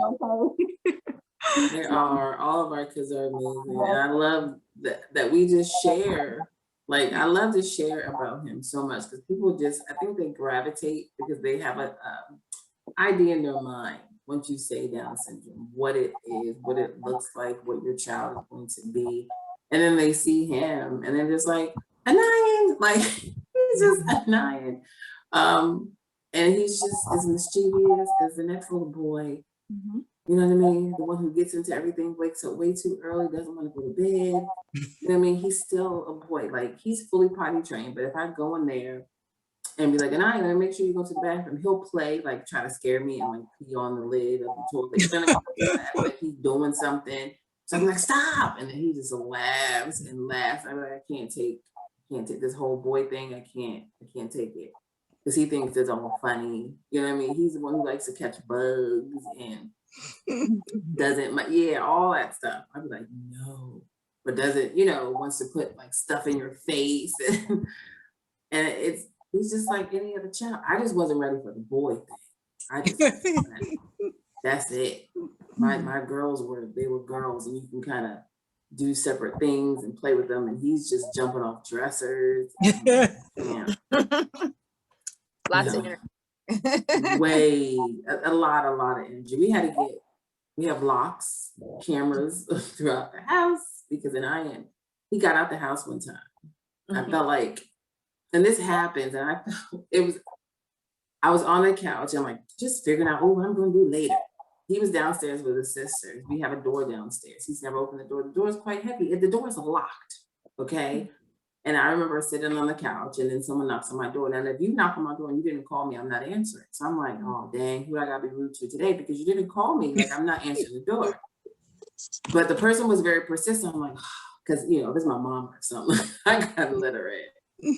But I went to the door and this little girl was like, hi, I'm Aven's friend. This is my other daughter. And she was like, I know the little boy outside is her brother. I'm thinking, the little boy outside. So I just run past her. I don't know her name is. I ran past her, go to the garage. Right, exactly. Go to the garage and he is in my minivan. Last time, when I was downstairs, he didn't have no socks on. At this time, I don't know if he was fully potty trained, so he might have had a pull-up on, t-shirt on. And I'm like, oh my gosh. But at the same time, I'm looking at the street and the girl's mom is still in her car. And she was like, oh, we didn't know who he was. So I already called the police. So I was like, okay. She's like, but you know, my daughter, good thing my daughter knew your daughter because she recognized your son. And I'm like, thank you. And I don't have time to go up to her and explain nothing. I just got to get him in the house. He's cold. I go in the house. 5 minutes later, police knock on the door. So I'm like, all right, we got to deal with it. And it was 2 police officers. And they're like, yes, the lady called your child. I was like, I know. You know, I think he was like 4. It's like, he's 4, he has Down syndrome, he has no fear. He's escaped. Like, I'm trying to explain. He was like, okay, well, can we see him? Because we have to make sure that he's okay. I'm like, cool, sure. He's in his high chair at the table. And so I go up the steps and, I think he's gonna go to bed. I go up the steps and I'm picking him up from his high chair. And the cops come up my steps. Like, I'm thinking, I didn't invite you in. Like, I thought I was gonna bring him down. But the cops are tall. And as soon as Anayan, like, he's like, oh, are you okay, man? And Anayan's still nonverbal at that time. And I'm like, oh, he's nonverbal. He's like, okay. And like, you okay? And Anayan this is how I know Anayan is just funny. Because he reaches out his arms to the cop, like, and he has this look on his face, like, save me. I'm like, no, you didn't. Mind you, he never, at that time, he didn't go to people. You know what I mean? So I'm thinking he's gonna cling to me and be like, oh. And he saw the cop. And then the cop picks him up like, looking at me. He's fine. And he's holding Anayan and Anayan's looking at him in awe. I'm thinking, I think he thinks like I'm a superhero or something because, you know, he's a big, tall cop with the uniform and all that. And I think Anaya thinks like, this might be like Superman or something. You know, I think he's thinking something because I'm like, why are you going to this random cop that's in our house? Like, you don't even know him. And it makes me look like I'm a bad mom because first of all, you got out, then you're reaching for the cop, like, help me. And you know, and even like when he left, he was just like waiting to the cop, like, oh, I had made a friend. And I'm like, no, this is not really happening. But he's been like a jokester he's a jokester all the time. And so even right then I was like, okay, we're gonna have a problem on our hands because it's just a game with him. That's it. But we had to get locks and the cameras and all of that. And the cop left and he was like, you should get these bars. I know he done ran out. I know I need to get something. I know I need to get something. But I wouldn't have thought that he would just be like, oh no, I'm just gonna go out to the backyard, get in the car. Like the no fear thing always gets me because he has none whatsoever. And it's scary because you don't even care about the street. You don't care about a dog. I remember going to my daughter's friend's birthday party and it was a huge dog. I can tell by the bark before I got in, but then it wasn't actually like visibly. It was an African Barbaro. They're bred to hunt lions, I think. Huge dog. And I heard the dog and I'm trying to pull him because he loves dogs. And he sees the dog. The dog's not moving enough. The dog's barking, but he's, you know, not doing anything. But it's a huge dog. And Nine's trying to climb over the fence to get to the dog. And I'm trying to pull him away. And I remember the couple there was like, oh, is he afraid? Because I was pulling away. They was like, is he afraid of the dog? Oh, no. No. He wants to climb your dog's back. He's not afraid of this. Wow. He is ready to go in there and play with this dog. Like, That's the same thing. It's scary. right? It's really scary. Yeah, my daughter, every time we go outside, I have to watch her because she'd take off running, laughing. She think it's funny. So I have to think quick. And I was like grabbing collars and she's yes. I'm like, where you going, girl? Get off. Trying to take off. She quick. She keeps me sweating. Oh yeah, I have that bracelet though. I have a bracelet that goes on my arm and the other goes on his arm because I can't. Like I can't. I don't care what people say. I took him to the beach one time in the water. Just the thought of him running in the water. So I had the bracelet. It's like it has a little slinky thing. I snapped it on and I felt so comfortable. I wasn't away from him because when I have that on, he comes closer to me. So I'm like, this is working because it's water. Like I'm trying to have a good day, but there's water. Like I can't, I'm paranoid. Like I'm scared of what you're gonna do. But that's what made me get the handicap placard that we have for him. Because Anayan on the way to wherever we were going, would just stop and drop and just fall on the floor. Like, I'm done. So if you want to come back and get me after you come to the store, I'll be right here. Like he wasn't trying to walk to anywhere. It would just be random. He would just drop wherever he was. What did you say you got for him?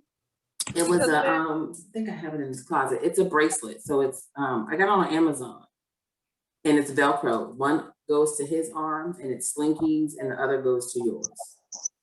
And usually when I have it on, I hold his hand, but it keeps him close. And I know like he not gonna run. That'd be a sight to see if he tried to be running like that. That's not gonna work. But I had to, because yeah, he darts or drops or it'd be like squirrel and he's off to something else. Yeah, so he drops too, like a sack of potatoes, and you let all the weight hang. It's like, no, she's so solid. But then in those moments, you're like, oh my gosh, she's so hard to pick up. Yeah, but I be like tugging him right over there, like we gonna get somewhere. Or I just say like now I'm learning to be more and more consistent with like, no, you just gonna follow directions because you cannot do what you want to do at any time. So it's like, get up, we're gonna count to 3, we're gonna get on your feet. And you know, I've learned that he responds to tone of voice much better than, you know, if I'm just like, okay, now.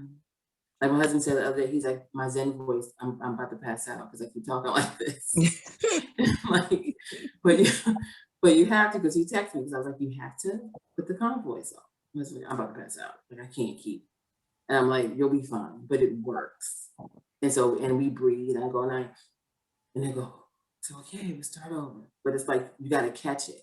Like, you got to catch it right when it happens. Because if he's off into it, I'm going to see y'all tomorrow. Like, yeah. I can't. Well, I definitely need to get that. So another resource I put on my list over here. Yeah, I had it. Let me see. I need 2 of them. Oh, yep, I have it hanging up here. Let me show you what it looks like. Okay.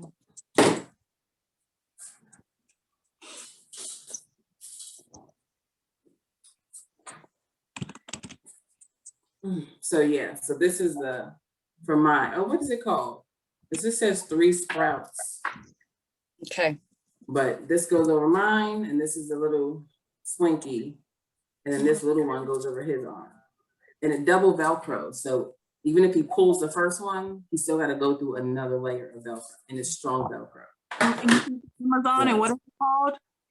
This, it says on here, You said the number 3 sprouts. 3 sprouts. Okay. Yeah, I've had this forever, but Yeah.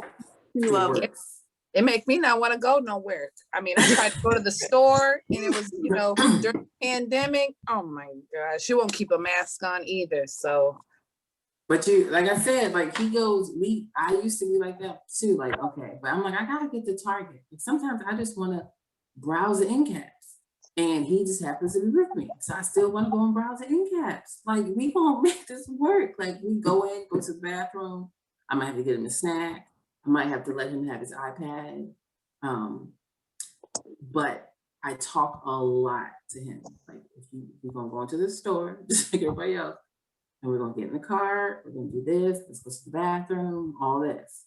And he knows how to be good. Like, he gets in trouble like everybody else, but we just kind of sit him down because he don't like to be still. So it's more of like talking to him, and they're like, you gotta sit there, and he hates it. Because he just has to sit, he can't do nothing. So I was like, this is, you know, and then he'll get up, he has to say sorry. And he'll try to get away with not saying sorry by signing sorry instead of saying it. And that's his little weak way to spell sorry. So because he wants to sign it in a hurry. Like, no, you have to say sorry. So I make him like understand what he's done. But I do this over and over and over and over and over and over. Like, I have to, for him to keep grasping. I just felt like we have to just keep going over it every single day, every single time. And then little by little, you'll see, and then bigger by bigger, you'll see like he knows exactly what's about to happen if he does this. Miss Meeka, I wonder if I could ask just a quick question before we end. I just wonder if you could just say like a line or two about the writing process for you. Because I think, as you said, a lot of us have stories, but we don't always know like where to start, you know, how to just kind of get that story out there. And yeah, that was my question from earlier that I forgot. So when I started, I had some people to help me, but of course I had to write the story. And so the stories for him are not that hard because it's really about him. And this is really like the story, like what we do. We go out, we hang out. But this is what I hope it to look like, have people help him. These are one of the things that I want to see. So I wrote the story, and then I worked with a vanity publisher for the first one, but it's still published under Brown Baby 321, which is my imprint. They, you know, that means I own all the rights to the book, everything. You know, no one can resell unless I give them permission. But the hardest part in it all was like finding the illustrator. It wasn't even getting published, but it was finding an illustrator to kind of put my vision on the paper.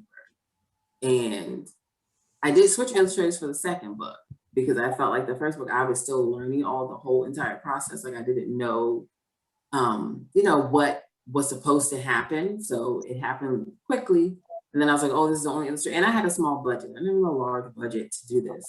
So it was like, this is who we have to help you, you know, this is your choice. And when I saw the pictures of the illustrator from previous works they did, I loved it. I was like, oh, okay, perfect. But then I had to learn that all illustrators cannot draw. I didn't know that. I thought they all just were artists. That's not true. And when I told illustrators that, they would just laugh at me, like, oh no, I'm like, I would have never known that. So me trying to understand how this all happens. But the second book, I realized, okay, I know this process. Write the story. I have a wonderful editor that I met, haven't even met this person in person, but a coworker. And she did the first book just wanted to help. Wrote it, sent it to the other editor. We go back and forth just for any revisions. At the same time, when I finished the book, I sent it to the illustrator. And I always put in there kind of what I want the pictures to look like, but lend them, all the creative things that they do, and they could tweak it, change it however they see fit. And then pretty much once everyone has their part in it, the illustrator's done, the editor's done, I'm done first. My illustrator happened to be a formatter, and he uploads the work. So I didn't have to do anything after that point because he was able to upload it for me. It's that simple. And to upload it was free. I had like a, what do you call those? A coupon code to upload the book for free for the second time. So it wasn't that difficult. And I feel like now that I know the process to do it for myself, like, okay, it's not that hard. It's hard, when you're trying to get started and you're trying to finish it up and just the anticipation of your book being done. But the actual, I guess, process for the actual publishing, which takes a couple of days, I thought that was going to be the most difficult because I didn't know it was like an upload of your work. You know what I mean? I did have to get it copyrighted. I did have to get ISBNs that I purchased and all those routine things step by step. But I encourage everybody, if you have a story, if you have a book, just write it down. Like, nothing can happen until you put those words on the paper. Don't worry about what it looks like. Like, don't worry about your crossing your T's, dotting your I's, putting a comma. Don't worry about that. That's for the editor. Sorry, just quick follow-up. I mean, would you be willing to kind of mentor or consult others through that process? Because it is so much easier said than done. Just coming from someone who's tried to write down various stories, not the least of which is, the story of being a sibling of someone with Down syndrome and like how we've taught each other over the years. I just think it's rich and it's important. And as you say, it's important for people to see that so that they can see people who look like themselves going through that process. So, I mean, I feel like I never have any time to do anything, but if you would be willing at some point when your free time and my free time matches, just to kind of talk through that process and just have some accountability, as you say, about getting just the story down, I think I would definitely appreciate that. Oh, absolutely. Because I want to read that story. Yeah. I don't really have any like sibling stories like that. I want to read it. And plus you have so much history. Like you got a couple stories. Yeah. So let's get those out. We can definitely chat. And you can get my email and stuff, and I can go over the entire process. No one really told me. Like I had to kind of trudge through and be like, is this right? Was this a scam? Did I waste my money? Yeah. Like completely clueless about the process. And I'm still learning stuff, but I think once you do it, once you're like, okay, it's possible. Like, that's it. That's awesome. So yeah, well, thank you so much. And I'm sorry I have to sign off because these kids are trying to like scam me now. They're like, oh, yeah, and I'm like, no, you can't have that. Yeah, I think we went over time anyway. So it's all good. It's all good. Thank you so much. Bye, everybody. Thank you. Bye, girl. See ya. We could talk all night. There's so much ground to cover. There is. So excited that we all have linked up, and I hope that we all keep in touch. And know that we have a support system in each other. So you're not alone. We're all just trying to make our way through it every day. So yeah, definitely. I need y'all. We need you. I think it's as long as we know we need each other, then we're good.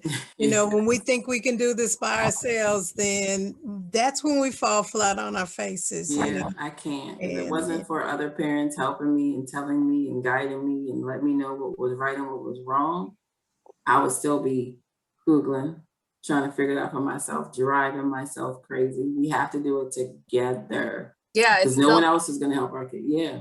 for sure. It's self-care to lean on people and know that, you know, you don't have to figure it all out yourself. Nope. And it's okay to cry. It's okay to be mad. It's okay to vent, all that stuff. Like, you have to feel what you feel. And then we gotta come together and be like, we about to fight who? And we That's good to it. go. That's it. You got IEP, we right there with you, you know. Yes, I need all y'all in my IEP. You I would know, love to bring like a team. would not there be not, they be just like, whatever you want, get them out of here. I don't even want to say, nope. Wouldn't that be neat? If we Goodness. all just showed up at each other's IEP Wouldn't it meeting be and nice? just sat there like, Just like- IEP team. Okay, listen. You know. What you're not gonna do. right.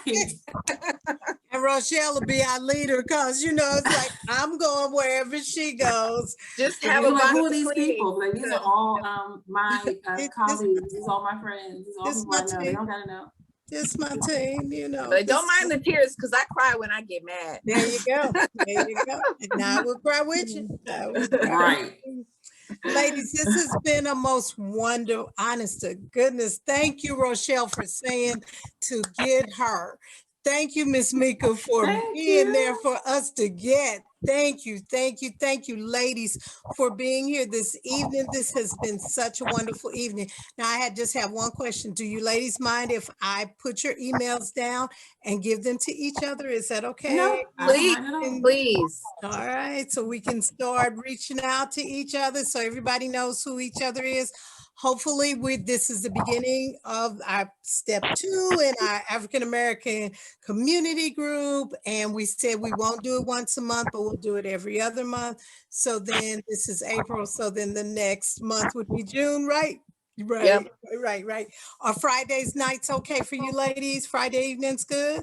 Yeah, that's fine. Friday for you, Miss one of the- Sharma? Friday for you? Miss Meeka, if you can ever join, I will keep you on the mailing list. Yes, If you can please. I want to ever come back. drop in, please make sure that you do. But thank you so very much. I've got an email coming out to you so I can get you paid. She gets paid, y'all. Yeah. We're going to Well send worth you it. Well money. worth it. Thank you all. I Yes, appreciate yes. it. Thank you so much. And Liz has put her phone number down in the chat, so y'all get that phone. Are you gonna send it all though? Are you I am still going to send it? send it all. Yes, ma'am. I'm going to send all of this good stuff out for all of us. So if you put everything you all want to put in the chat, it's all being recorded so I can come back and get it because I wouldn't know how to do nothing but take a picture of it. I'm going to be real truthful with y'all. But I just want to say again, thank you all. This has been wonderful. And I know everybody got something out of it because I got something out of it. I really did. So thank you guys. And we'll be in touch real soon. Everybody have a great rest of your night, everybody.